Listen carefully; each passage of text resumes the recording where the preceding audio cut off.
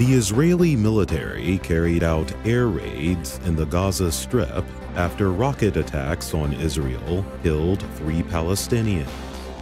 The dead included an 18-month-old child and her pregnant mother.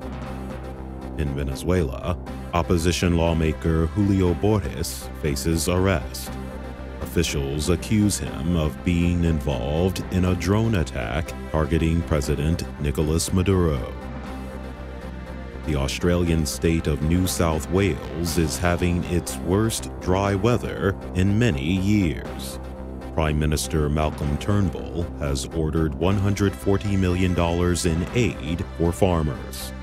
And more than 200 people waited in line for the opening of India's first IKEA store.